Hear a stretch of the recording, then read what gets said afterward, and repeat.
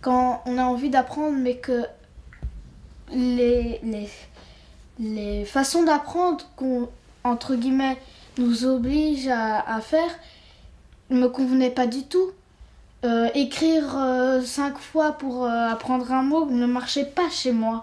C'était pas, je n'arrivais pas à faire comme ça, c'était impossible. La critique que je ferai à notre système scolaire actuel, c'est que les enseignants ne sont pas suffisamment formés à diagnostiquer, pas à diagnostiquer des handicaps ou des troubles, mais seulement diagnostiquer les difficultés que tous les enfants ont. Ils constatent bien souvent, tiens, ça ne va pas dans telle matière, mais souvent ils renvoient ça aux parents. Je me souviens de situations comme ça, réunion de parents, l'enseignante qui me dit « je vois qu'il n'arrive pas à faire ça » et elle me regarde.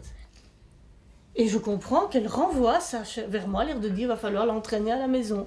C'est ça la demande qui est faite. Moi, je n'ai pas remis en question la pédagogie, mais j'ai remis en question les outils. J'ai dit, il lui faut un ordinateur. J'ai été voir le directeur, j'ai dit, je veux qu'il puisse dactylographier. Parce qu'à la dactylographie, il n'a pas de problème. Donc, il m'a dit, vous devez négocier ça avec l'enseignant. Et donc, c'est ça la difficulté, c'est qu'en fait, c'est au cas par cas. C'est chaque enseignant qui décide si ça lui plaît ou si ça ne lui plaît pas.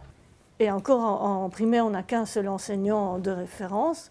Bah alors en secondaire, allez voir chaque professeur, il y a 12 professeurs différents, chaque année, c'est-à-dire c'est jamais acquis. Parce que j'ai remarqué qu'en fait, les enseignants, parfois ils veulent bien faire, mais ils ont peur de mal faire. Ils se disent, est-ce qu'on a le droit de faire ça ? Est-ce que j'ai le droit, par exemple, de donner une moitié de dictée à un élève dysorthographique par rapport aux autres ? Est-ce que ce n'est pas injuste ? Est-ce que j'ai le droit de corriger des devoirs dactylographiés par rapport aux autres ? Est-ce que ce n'est pas injuste ? C'est tout le temps la question qui se pose. Et il n'y a personne pour les guider. Ils sont un peu seuls par rapport à ce questionnement. Je résumerai en disant que ce qui ne va pas pour l'instant dans notre système, c'est un peu la solitude des partenaires. Les professeurs sont très seuls devant ces problèmes-là, les parents aussi.